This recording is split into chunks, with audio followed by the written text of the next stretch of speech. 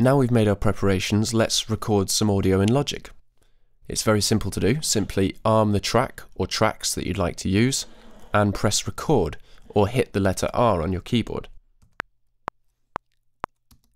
As you can hear, by default the metronome begins to help us keep time, but I've just realised this isn't the right timing for my song. I'm going to adjust the tempo by dragging here in the transport bar on the BPM, and I'm going to choose about 116. That should be about right. You can toggle the metronome with this button. By default it's on when you're recording and off when you're playing back, but you can change that in order to hear if the tempo is right. I'll just adjust my tempo a little bit further down. That sounds about right. Some people I know hate recording to a metronome, and instead they prefer to program a simple beat using a software instrument to play along to. If that's what you'd like to do, you can turn off the metronome while recording. And Logic will then remember to keep it off during recording for this project, unless you turn it back on again, of course. Okay, let's lay down some guitar chords.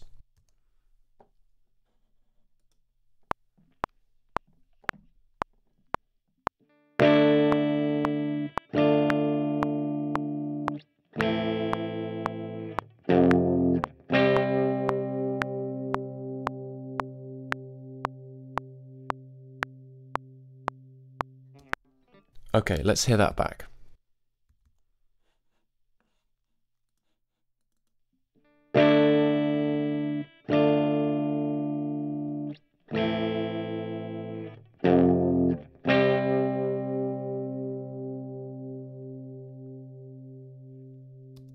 As I suspected, that was spectacularly bad. I could just delete what I've done and try again, but there is another option available to me. I'm going to record again over the same region.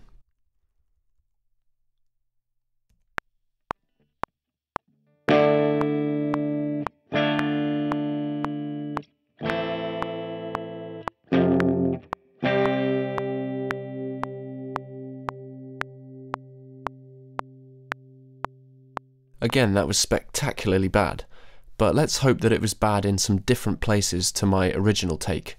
You might begin to understand why I prefer to make electronic music now. What Logic has done for me here is it's created a take folder. This is a folder containing all of the takes that you do for a particular part, and it's created whenever you record over an existing audio region. For example, you could set up a loop using the cycle locators and record multiple takes of a certain section over and over again. Then you can choose the best bits of each take to make what's called a composite take, or a comp for short. If you double-click the take folder, it will show and hide the different takes that you've done in a vertical list. So by quickly swiping over each part, I can choose the best bits of each take.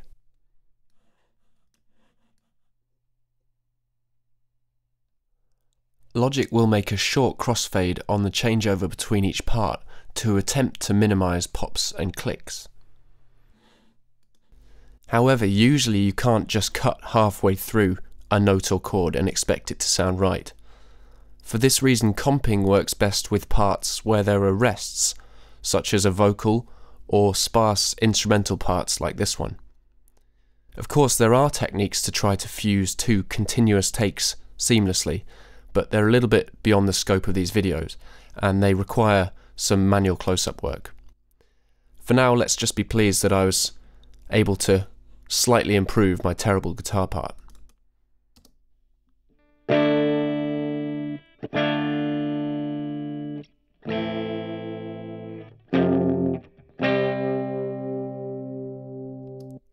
Oh dear, some of these chords are still sounding bad. And look, here I made a mistake.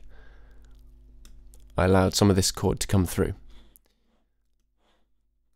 I suppose it's a little better, if only because the out-of-tune string isn't being sounded. The arrow at the top right of a take folder gives me a few options on my comp. If I'm not certain whether I've made the best possible comp, but I want to save what I've done before trying a different approach, I can choose to duplicate this comp. Now, as you can see, there are two comps shown in this menu. I can make changes to one without affecting the other. And I can switch between them by selecting them in the menu.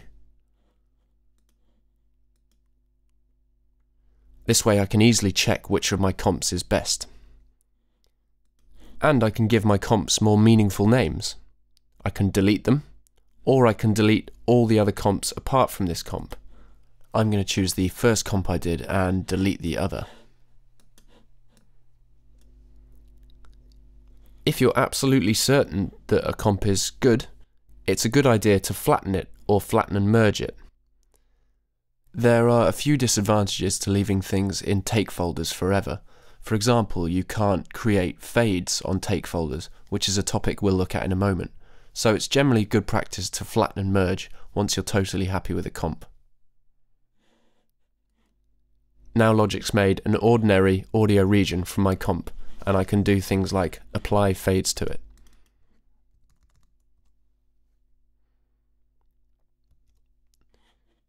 The comp folder also gives you options for exporting or unpacking your take folders if you want to access them as ordinary audio regions.